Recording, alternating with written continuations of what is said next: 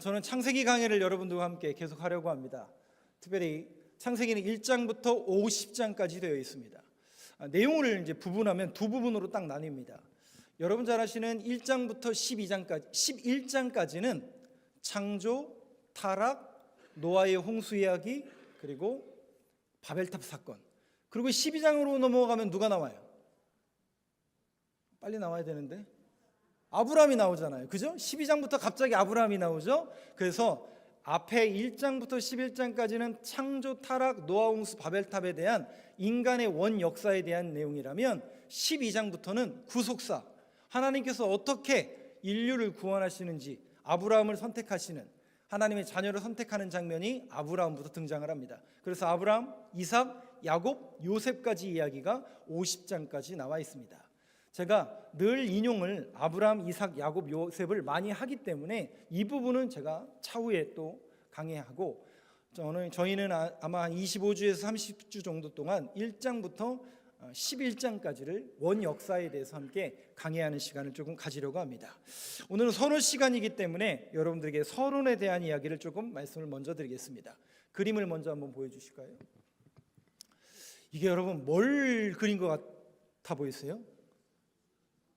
달도 아니고 목성도 아니고 토성도 아니고 바로 우리가 살고 있는 지구의 모습이겠죠. 아마도 달에서 찍은 지구의 모습일 것으로 추정이 됩니다. 제가 여러분들한테 이 사진을 보여드리는 이유가 있습니다. 글자를 한번 보여주시겠어요? 우주인들이 특별히 우주로 올라가서 지구를 바라보는 효과를 오버뷰 이펙트, 조망 효과라고 합니다. 그러면 저 우주에서 지구를 바라보면서 무슨 생각을 했을까요? 대부분 무슨 생각을 했을까요? 하나님이 이렇게 천지를 창조하셔서 아름답다. 물론 그렇게 생각하시는 분도 있지만 대부분 느끼는 게 뭐냐면 오버뷰 이펙트. 전에는 즉 우리가 이 땅에서 사람과 부딪히고 땅에 붙어서 살아가다 보면 조금 우리식으로 말하면 먹고 살기 바쁘니까 바라볼 수 있는 시선이 어느 정도예요? 그냥 요 정도라고요. 그런데 어느 날 우리가 저 멀리에서 지구를 바라보면 어떤 모습일까요, 여러분? 저 조그만 지구 안에 지금 몇 명이 있는 거예요? 저와 여러분 60억이라는 인구가 어떻게 살아요? 지지고 볶고. 또 얼마 전에 사진을 보니까요, 지금 미국의 LA 지역에 불이 났잖아요. 우주에서도 보니까 그 불이 있을 정도로. 근데 느껴지는 게 뭐냐면 우리가 저 조그만 지구에 정말 아웅다웅, 정말 눈꽃 뜰 새 없이 바쁘게 또 편치 않게 먹고 살기 바쁘느라 당황하면서 이렇게 살고 있구나라는 것을 깨닫게 된다고 합니다. 그러니까 제가 아니라 저렇게 우주에서 지구를 바라보면서, 그러면서 이 우주에서 지구를 바라본 사람들이 오버뷰 이펙트, 조명 효과를 느끼면서 한결같이 고백하는 내용이 있습니다. 한번 보여주시죠. 자막으로. 자막만 한번 같이 읽어보겠습니다. 시작. 큰 그림을 한번 보고 나면 이제는 더 이상 그 전과 같은 삶을 살 수 없다. 네, 우주에서 지구를 바라보면서 우리가 저 안에서 정말 아웅다웅 바쁘게 살아가는구나. 그런데 그 전에는 볼 수 있는 우리 시선의 스펙트럼이 이 정도밖에 되지 않았는데 저 위에서 우리를 바라보면서 우리가 저 좁디 좁은 지구에서 왜 이렇게 바쁘게 살았는가라는 생각을 하게 된다는 거죠. 그러면서 큰 그림을 한번 보고 나면 이제는 더 이상 그 전과 같은 삶을 살 수 없다. 왜? 위에서 한번 우리를 바라봤기 때문에 어떤 큰 그림을 그리게 되는 겁니다. 저는 왜 여러분들한테 창세기를 시작하면서 이 메시지를 여러분들한테 드리냐면 이유가 있습니다. 여러분, 우리가 성경을 보고 하나님의 자녀요 하나님의 백성으로 살아간다라는 것은 시선이 바뀌는 겁니다. 우리는 우리의 시선이 있어요. 내가 겪고 내가 걸어가야 될 고난의 현장이 있고 삶의 어려움이 있어요. 근데 거기에 치이다 보면 그것밖에 못 봐요. 그 사람, 그 교회 이 정도밖에 스펙트럼이 되지 않아요. 그런데 여러분 한번 생각해 보세요. 저 위에서 우리를 바라보시는 하나님의 입장이라면, 또 저와 여러분들의 모습이라면 어떤 모습으로 비춰질 것인가? 또 내가 지금 예배 드리는 자리에 나왔지만 내가 드리는 이 예배, 내가 드리는 찬양, 내가 드리는 예물이 하나님 입장에서는 어떻게 쓰일 것인가, 어떻게 보여질 것인가를 늘 마음에 생각하시라는 거죠. 그것을 우리는 신본주의라고 합니다. 우리의 시선, 우리가 느끼는 것 때문에 불평하고 염려하고 불평했던 원망했던 것들이 신본주의 가치관으로 바뀌게 되면 그 원망과 그 불평이 죄송하지만 사라지게 됩니다.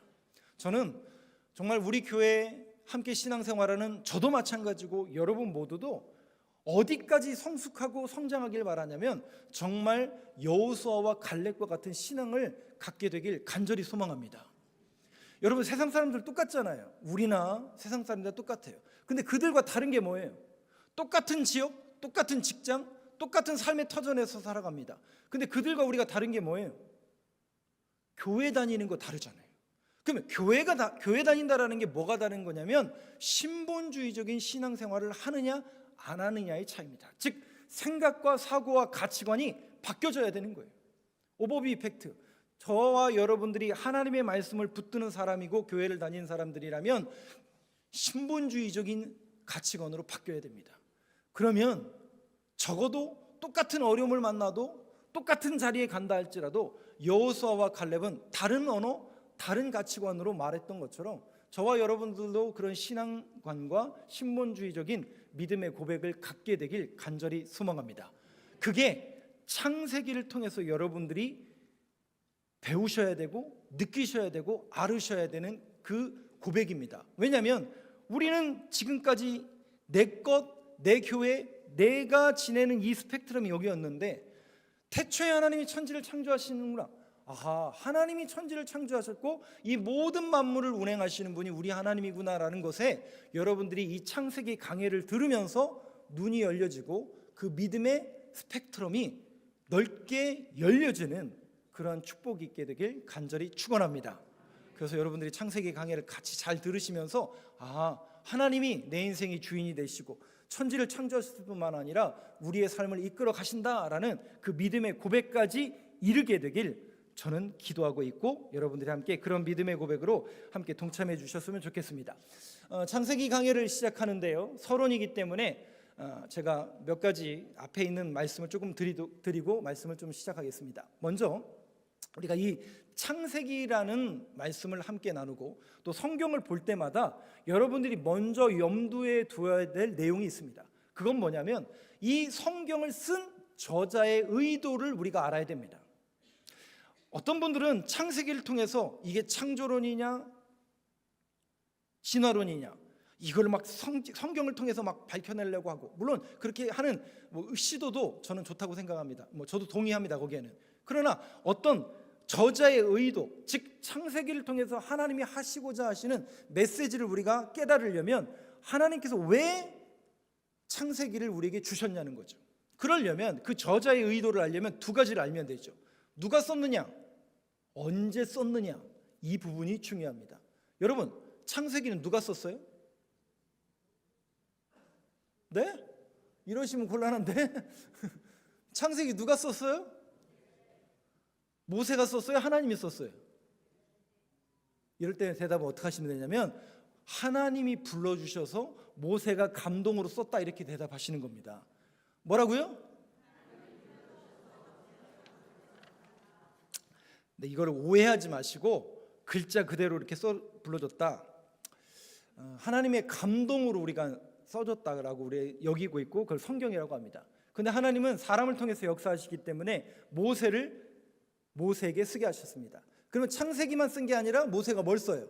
창세기, 출애굽기, 레위기, 민수기 몇 개예요? 이걸 뭐라고 그래요?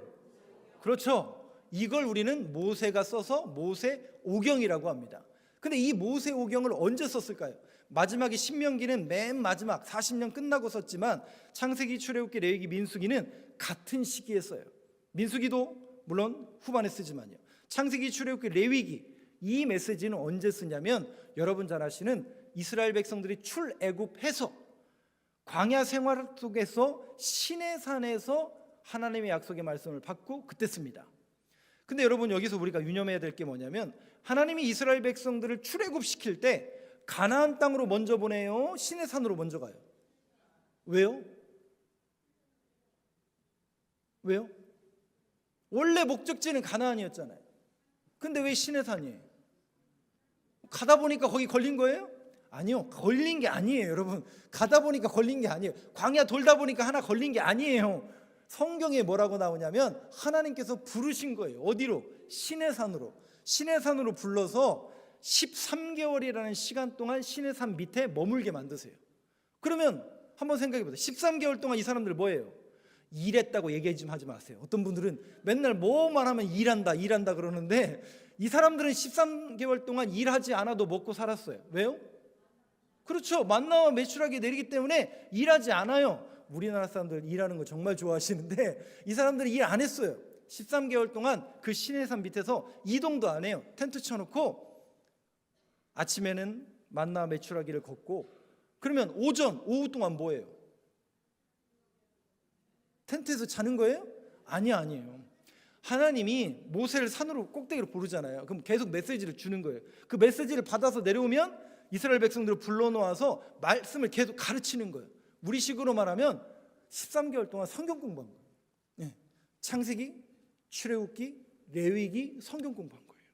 하나님께서 어떻게 역사하셨고, 창세기 어떻게 출애굽하셨고, 어떻게 너희들이 예배를 드릴 것인가, 그게 성막이잖아요. 그리고 어떻게 제사, 어떻게 예배, 어떤 성막을 만들 것인가, 이거를 13개월 동안 성경 공부한 거예요. 그러니까 하루 종일. 그래서 이 시내산이 어디냐라는 의견이 이렇게 분분하잖아요. 근데 저는 지금 현재 있는 자리가 주장하는 사람들도 있지만 저는 거기가 아니다라고 동의하는 이유 중에 하나는, 저 개인적인 견해는 라우즈 산인 것 같아요. 왜냐하면 라우즈 산은 이제 후자인데 사우디에 있어요. 사우디에. 근데 제가 왜 거기다라고 저도 동의하냐면 그 시내산이라고 여겨지지 않던 곳이 라우즈 산이었는데 그 라우즈 산 밑에 보면 르비딤이라는 무리바라는 큰 돌이 있어요. 그리고 그 밑에 그 널브러진 그 넓은 광야 같은 곳에 모래가 아니에요. 사막이 아니에요. 전부 돌이에요. 돌. 전부 돌인데 그 돌을 조사했더니 그림이 나와요. 그림이. 지금도 나와요. 무슨 그림이 나오냐면 성막에서 만들던 메노라, 즉 금잔대, 등대, 또 성막의 모양, 또 하나님의 형상 같은 것들이 어떻게 뭐 잘 그린 게 아니라 뭘로 이렇게 해놓은 그런 그림들이 널브러져 있어요. 그럼 여러분, 이건 무엇을 증거하는 걸까요? 무엇을 증거하는 걸까요? 거기가 시내산이고 13개월 동안 그 사람들이, 백성들이 모여서 뭐 한 거예요? 그때는 글을 쓸 수 있는 도구가 하나도 없잖아요. 그냥 듣기만 한단 말이에요. 듣기만 한단 말이에요. 근데 듣기만 하는데 모세는 저 앞에서 하나님의 말씀 받고 와가지고 전하고 200만 사람들은 모여가지고 듣는 거예요. 들을 때 어떻게 하냐면 꼭 딴짓 하는 사람 있죠.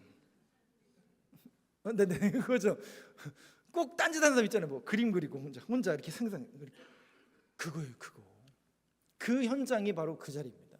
그러니까 이스라엘 백성들을 하나님께서 그 시내산으로 부르신 이유는 첫 번째가 언약을 맺기 위해입니다. 무슨 언약이요?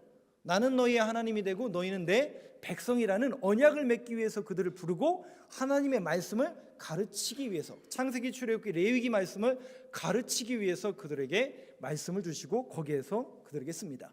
그러면 이 의도가 이제 드러났죠. 무슨 의도냐? 이스라엘 백성들이, 이 시내산에서 말씀을 받고 약속을 받는 이 백성들은 430년 동안 어디 살던 사람들이에요? 이집트라는, 애굽이라는 이집트라는 그 당시 고대 제국 중에 최고의 제국. 우리로 말하면 오늘 이 시대 속에서 서울, 런던, 동경, 뉴욕 한복판에 있었던 사람들이 바로 그 사람들이에요. 1, 2년 산 게 아니에요. 430년 동안 살았어요. 그 430년 동안 그들은 뭐하고 살았냐면 먹고 살기 바빠서 살았어요. 그러다 보니까 뭘 잊어먹어요? 언어도 잃어버리고 민족의 정체성도 잃어버리고 야훼 하나님도 잃어버린 거예요. 즉 그들을 왜 불렀을까요? 그리고 왜 그 자리에서 성경 공부를, 하나님의 말씀을 가르쳤을까요? 의도가 당연히 나오죠. 애굽이 너희들의 역사가 아니야. 하나님 창세기, 이 하나님의 역사가 너희들의 역사야. 그리고 너희는 내 백성이고 너희는 하나님의 자녀야라는 그 정체성을 심어주기 위해서 창세기를 그들에게 가르쳐준 겁니다. 그렇다면 이 메시지를 오늘 이 시대 속에서 우리는 어떻게 적용할 수 있는가? 저는 분명하게 기독교 역사를 제가 4일 동안 가르치면서 여러분들한테 계속 재차 강조했습니다. 뭐냐면 기독교 2000년의 역사 속에서, 아니 한국 기독교의 역사 속에서 우리가 신앙과 믿음이 제일 좋았다라고 여겨졌을 때가 언제라고요? 중세시대, 나라가 국교가 됐을 때, 우리가 이만큼 잘 먹고 잘 살았을 때? 아닙니다. 놀랍게도 그들의 신앙과 믿음이 가장 뜨거웠던 때는 박해시대예요. 200년 기독교의 박해시대예요. 우리나라를 비춰볼까요? 한국 기독교 중에 가장 복음의 열정과 전도의 구령이 뛰어났던 적은 지금이 아니에요. 6.25 일제시대, 신사참배를 거부하고 6.25 동란 속에서 이념의 갈등 속에서 하나님의 말씀을 지키려고 했던 숭고한 신앙의 선배들이 반드시 있었어요. 그런데 오히려 경제 부흥과 또 종교가 국교화가 되는, 그렇게 열리는 그런 속에서 오히려 더 하나님을 잘 섬기고 더 잘 예배 드릴 줄 알았는데, 아니 이 땅에 교회가 이렇게 많이 세워지고 정말 밤에 저 고층 빌딩에서, 제가 예전에 삼부 아파트 12층에 살았거든요. 지금처럼 아파트가 많지 않던 시대예요. 그러면 제가 그 삼부 아파트 1동 꼭대기에 살았는데 어느 쪽이냐면 방향이 딱 유천동이에요. 혹시 그 당시에 유천동을 여러분들이 아실 거예요. 밤이면 불야성이에요. 90년대 초반. 무슨 얘기인지 모르시는군요. 예. 모르셔도 상관은 없습니다. 그 유천동 거기는 불이 꺼지지 않는 동네였어요. 그 라인 자체가 쭉 다 불야성이었어요. 근데 제가 한 가지 더 이해가 되지 않는 거는, 뭐 거기는 그렇다 쳐요. 그 지역이 유천동 도마동 지역이 그때 아파트가 하나도 없을 때예요. 전부 뭐가 있냐면 진짜 요만큼 전부 빨간 십자가예요. 십자가의 물결이 제가 한번 세봤어요. 못 세겠더라고. 너무 많아가지고. 한국 교회가 이렇게 많이 생겼는데, 우리가 이런 부요의 시대를 누리고 살아가는데 왜 세상은 계속 타락해가고 종말의 시대를 맞고, 왜 교회의 인구는 제가 지난번 도표를 보여드린 것처럼 2000년대 초반을 기점으로 교회는 계속 하락하고 있는가? 왜 교회 다니는 사람들의 숫자는 이렇게 줄어들고 있는가? 또 목사는, 기독교는 왜 욕을 먹고 있는가? 참 암담한 이 현실 속에서 온통 우리 믿는 사람들도 가치관이 바뀌고 더 불안하고 더 비극은 먼저 하세요. 그렇다 쳐요. 지금 이 정도는 그렇다 쳐요. 우리는 괜찮다 쳐요. 우리 다음 세대들은 어떻게 해야 돼? 우리 다음 세대들은 어떻게 할 거예요? 여러분들의 자녀, 여러분들의 손주는 어떻게 하실 거예요? 그래서 제가 여러분들한테 계속 도전과 권면을 드리는 겁니다. 우리 교회 20년 후에 제가 은퇴할 때 우리 교회는 어떤 포지션을 차지하고 있을 것인가? 지금 믿음의 세대들이, 아니 여기 계신 분들이 20년 후에 어떻게 되고, 또 그 다음 세대들은 20년 후에 어떻게 될 것인가? 한국 교회는 어떻게 될 것인가? 여러분, 이 과제가 실상은 우리에게 던져진 겁니다. 그것은 저 혼자 해결할 수 있는 문제가 아니라 함께 해결해야 되는 문제예요. 그래서 여러분, 항상 여기에 관심을 가지시고 여러분들이 기도해 주시고 우리의 믿음의 다음 세대들을 위해서 여러분들이 애쓰고 우리 교회가 그걸 미리미리 준비하셔야 됩니다. 제가 기독교 역사를 가르친 이유도 바로 거기에 있어요. 준비하지 않고 기도하지 않고 그 부분에 경각심을 가지고 있지 않으면 죄송해요. 우리가 어떤 미래가 올 거라는 것은 너무 불확실해지고 있습니다. 마치 이스라엘 백성들이 430년 동안 애굽 생활 속에서 모든 가치관과 정체성을 잃어버렸어요. 하나님의 백성이요 하나님의 자녀임을 잃어버렸어요. 그래서 그들을 끄집어내서 시내산에서 다시 정체성을 확립시켜주는 거예요. 너희는 내 백성이고 나는 너희의 하나님이다. 그리고 너희는 나의 자녀니 나의 법, 나의 말씀대로 살으라 라는 말씀으로 창세기를 주시는 겁니다. 그렇다면 우리 다음 세대들, 그리고 그 다음 세대들에게도 우리는 그들 역시 하나님의 자녀요 하나님의 백성이라는 사실을 알려줘야 될 거 아니에요. 깨닫게 해줘야 될 거 아니에요. 그러려면 말씀을 붙들어야 되고 그들 역시 이 하나님의 약속의 말씀을 붙들 수 있는 그런 교회로 우리가 나아가야 되고 창세기 메시지에는 이런 의미가 담겨져 있다라는 것을 여러분들이 유념하시면서 창세기 메시지를 저와 함께 이렇게 11장까지 함께 봤으면 좋겠습니다. 1절만 좀 보도록 하겠습니다. 제가 두 부분만 강조해서 두 단어만 강조해서 여러분들한테 말씀을 좀 드리겠습니다. 1장 1절 다시 한번 한 목소리로 같이 읽어보겠습니다. 시작. 태초에 하나님이 천지를 창조하시니라. 이건 한글로 읽은 거죠, 그죠? 우리가 조금 더 유식하게 이것도 한번 읽어보시죠.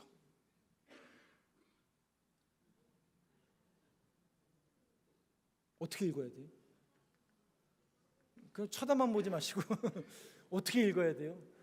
저게 글자인지 그림인지 저게 어느 나라 말인지 그래도 이제 저는 이제 저거를 옥스포드 주석을 그대로 스크랩해서 여러분들한테 보여드리고 있는데 태초에 하나님이 천지를 창조하시니라 창세기 1장 1절의 원어를 저렇게 씁니다. 위에 보니까 숫자도 있고 한국말로도 썼고 그 밑에 마치 그림처럼 되어 있는 게 히브리어입니다. 유대인들이 썼던 말. 그림을 그린 건지 글자를 그린 건지 모르겠죠. 저 쓰기가 힘들어요. 근데 히브리어는 독특하게 모음과 자음이 있잖아요. 모음만 있어요. 그럼 자음이 뭐냐면 자음이 점이에요. 점. 밑에 보면 점 하나 둘 셋, 점 하나 디귿 이렇게 되어 있는 게 자음이에요. 그러니까 모음만 읽는 거예요. 모음만 읽는 거예요. 자음 밑에다 붙인 거예요. 그냥. 그러니까 모음만 읽는 건데 읽어보라고 하면 못 읽으실 것 같아가지고 제가 친절하게 한글로 다시 여러분들한테 보여드릴게요. 그리고 이 히브리어는 여기서부터 이렇게 읽는 게 아니라 왼쪽부터 오른쪽으로 읽는 겁니다. 그래서 베시레트 빠라 엘로힘은 알잖아요. 그죠? 엘로힘은 많이 들어보셨잖아요. 이게 하나님이잖아요. 하나님 이렇게 읽는 거예요. 근데 자막을 한번 보여주시죠. 우리 유식하게 태초에 하나님이 천지를 창조하시니라 원어로 한번 같이 읽어보겠습니다. 시작. 베레시트 바라 엘로힘 하샤마임 웨트 하레츠. 같이 잘 읽으셔야죠. 다시 한번 저하고 같이 읽어보겠습니다. 시작. 베레시트 바라 엘로힘 하샤마임 웨트 하레츠. 유식하게 우리는 지금 원어 성경을 읽은 겁니다. 태초에 하나님이 천지를 창조하시니라. 너 읽을 줄 아냐? 자랑하셔도 좋습니다.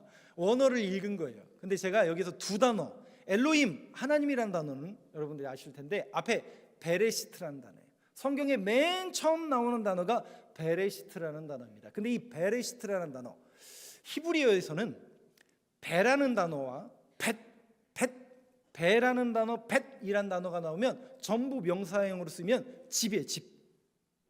베들레헴, 들레헴이라는 집이에요. 빵집이란 뜻이에요. 벳엘,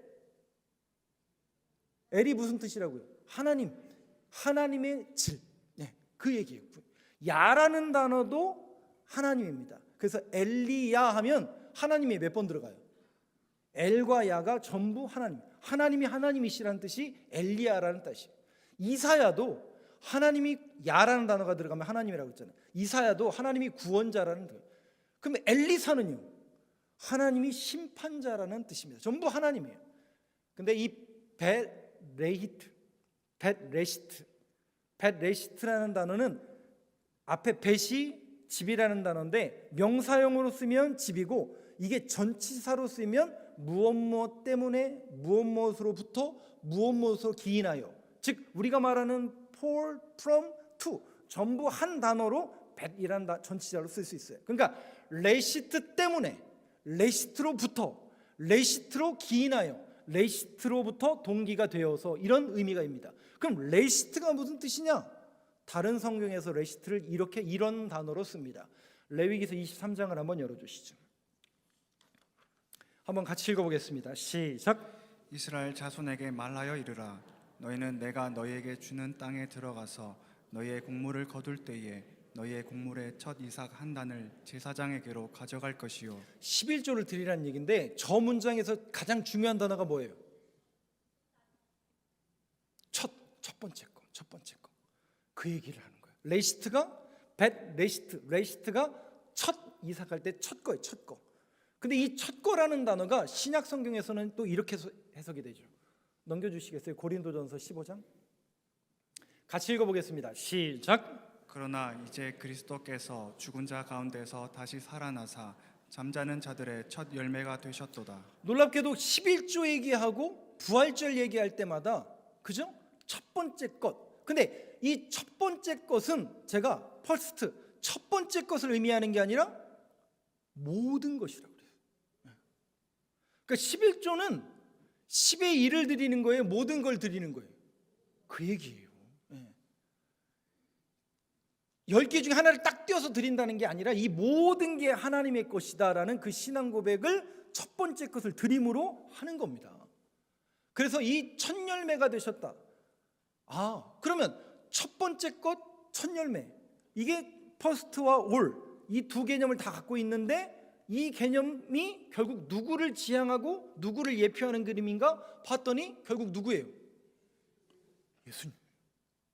예수님은 단순히 우리에게 십자가에서 죽으셔서 우리에게 대속의 길, 영생을 열어놓으시고 거처를 예배하시는 분, 이 정도 분이신 줄 알았는데 레시트라는 단어 속에 누가 있다고요?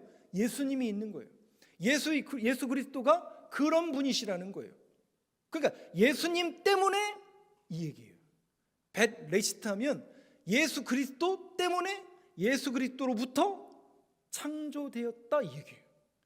태초에라는 것은 영어로 in the beginning이죠. 여기서부터 시작되었다라는 뜻이잖아요. 그런데 이 태초에라는 단어 속에서 누가 담겨져 있냐면 예수님이 그 안에 담겨져 있다라는 거죠. 그래서 골로새서에 보면 이렇게 그래서 이야기합니다. 골로새서 1장 17절 18절을 저와 교독해 볼게요. 17절 제가 먼저 있습니다. 또한 그가 만물보다 먼저 계시고 만물이 그 안에 함께 섰느니라. 그는 몸인 교회의 머리시라. 그가 근본이시요 죽은 자들 가운데서 먼저 나신 이시니 이는 친히 만물의 으뜸이 되려 하시며. 예수님이 어떤 분이신가? 예수님 그는 만물보다 먼저 계시고 창조할 때 이미 우리 주님이 계셨고 예수님 하나님 안에 섰느니라. 하나님과 함께 하셨는데 예수님은 몸인 교회의 머리시라. 그가 근본이시오. 시작이시오. 죽은 자들 가운데서 먼저 나신 부활하신 하나님이시오. 이는 친히 만물의 뭐가 되기를 하심이라? 첫 번째 것 모든 것이 되게 하려 하심이라. 예수님이 바로 그런 존재라는 거예요. 우리가 단순히 그분을 믿고 의지하면 우리의 죄를 씻겨주시는 희생 제물인 줄만 알았는데 그 정도로만 알았는데 예수님은 태초부터 창조를 함께 하신 분이구나. 그래서 16절 한번 보시죠. 골로새서에서 너희는 이렇게 그 주님을 예수님을 찬양하라 라고 고백하는 겁니다. 16절 같이 읽어보겠습니다. 시작. 만물이 그에게서 창조되되 하늘과 땅에서 보이는 것들과 보이지 않는 것들과 혹은 왕권들이나 주권들이나 통치자들이나 권세들이나 만물이 다 그로 말미암고 그를 위하여 창조되었고. 그래서 우리 주님을 하나님이라고 성부 하나님이라고 부르는구나. 성부 하나님, 성자 하나님 이렇게 하나님이라고 부를 수 있구나. 그렇게 창조 때부터 함께 하신 분이구나 라고 고백하는 게 이 구절입니다. 그래서 이 구절을 통해서 이사야 선지자가 예언한 그 메시지를 우리는 환치할 수 있는 거죠. 이사야 46장 10절 한번 보시죠. 같이 읽어보겠습니다. 시작. 내가 시초부터 종말을 알리며 아직 이루지 아니한 일을 옛적부터 보이고 이르기를 나의 뜻이 설 것이니 내가 나의 모든 기뻐하는 것을 이루리라 하였노라. 내가 시초부터 종말까지 시작부터 끝까지 이거를 요한계시록에서 뭐라고 얘기해요? 처음과 나중. 그죠? 알파와 오메가라. 그 얘기가 이미 이사야 선지자의 입을 통해서 나온 거예요. 다시 보여주세요. 46장 10절. 알파와 오메가라. 시작부터 종말이라. 누가요? 제가 아니라 예수님이 시작이요 종말이라는 거죠. 그리고 아직 이루지 아니한 일, 그게 뭐예요? 구원이에요. 저와 여러분들을 구원하는 일은 아직, 구원은 우리에게 이미 이루어졌죠. 근데 이 성경이 써졌을 때는 그게 계속 진행형인 거죠. 인류를 구원하시기 위한 그 일인 거예요. 그 일을 이루기 위해서 처음이요 나중 되신 그 예수님이 태초부터 함께 하셨고 그 하나님의 계획을 옛적부터 보이고 이르기를 나의 뜻이 예수님을 통해서 세워질 것이다. 내가 나의 모든 기뻐하는 것을 이루리라 하였노라. 우리 주님이 그래서 태초부터 함께 하신 분이고 이 땅에 내려오신 분이고 우리에게 알파와 오메가가 되시는 분이구나. 그래서 요한계시록 한번 보여주시죠. 22장 같이 읽어보겠습니다. 시작. 나는 알파와 오메가요 처음과 마지막이요 시작과 마침이라. 그래서 요한계시록에 예수님을 이렇게 고백할 수 있게 된 겁니다. In the beginning, 태초에 베레시트라는 단어 속에 누가 담겨져 있다고요? 우리 주님이 이런 분이라는 거예요. 시작과 마침이라. 그런데 예수님으로부터 예수님 때문에 그 다음 단어가 뭐예요? 하나님과 예수님과 성령 하나님이 함께 태초에 하나님이 천지를 창조하신 그 하나님의 역사를 하나님과 예수님과 성령 하나님이 함께 이루셨다라는 그 신앙 고백이 태초에 하나님이 천지를 창조하시니라. 그래서 우리 신앙인들은 항상 예수님을 믿고 또 그분이 우리에게 시작이요 종말일 뿐만 아니라 그 모든 것을 이루기 위해서 하나님께서 이 모든 것을 이루셨다라는 그 믿음의 고백을 갖는 사람들이 신자이고 주님을 따르는 자들의 모습입니다. 그래서 여러분 주보에도 기재가 되어 있는 것처럼 우리가 맨 마지막에 누가 나와요? 창세기 맨 마지막에 누가 나와요? 예? 제가 안 나오고요. 요셉이 나옵니다. 요셉의 이야기 속에서 맨 마지막에 무슨 고백을 해요? 요셉도 몰랐어요. 요셉은 정말 열심히 살았죠. 그 어린 시절에 그런 숱한 어려움과 고난을 만났지만 마지막에 뭐라고 얘기해요? 자기는 자기가 노력해서 총리 자리에 오른 줄 알았어요. 그때까지는 그 하나님의 경륜이 열려지지 않았어요. 오버비 이펙트가 되지 않았다고요. 그때까지만 해도 자기는 열심히 노력하고 내가 열심히 기도해서 응답받아서 이 자리에 오른 줄 알았다고요. 근데 어느 날 기근이 들고 자기의 형들이 양식을 구하러 온 거예요. 그때 요셉이 뭐라고 합니까? 잘 만났다 니네들 이러던가요? 나 팔아먹고 지금껏 잘 먹고 잘 살았냐? 이러던가요? 아니요. 하나님이 하셨구나. 그게 뭐예요? 인생의 주어가 바뀌는 거예요. 인생의 주어가 바뀌는 거예요. 인생의 주어가 바뀌는 거예요. 우리의 인생의 결국 주어는 내가 이룬 게 아니라 내가 여기까지 온 게 아니라 하나님께서 누구를 살리기 위해서요? 나를 이 자리로 올린 거는 놀랍게도 나를 살리려고 했던 그것도 있지만 더 큰 하나님의 계획은 뭐냐면 하나님의 약속의 자녀가 누구예요? 야곱의 자녀들 아니에요. 저 야곱의 자녀들을 살리기 위한 하나님의 백성들을 살리기 위해서 나를 이 자리로 앉히셨구나라는 그 하나님의 계획과 경륜에 이 믿음의 스펙트럼이 오버뷰 이펙트가 된 거예요. 그러니까 인생의 주어가 뭐로 바뀌어요? 하나님으로 바뀌는 겁니다. 태초에 하나님이, 사랑하는 성도 여러분, 바라기는 여러분들이 이 창세기 강의가 끝마쳐질 즈음에는 저와 여러분 모두가 요셉처럼 이 믿음의 눈 오버뷰 이펙트가 되어서 하나님이 우리의 인생의 주인이라는 그 신앙 고백이 저절로 여러분들의 입과 신앙 고백으로 나오게 되기를 간절히 축원합니다.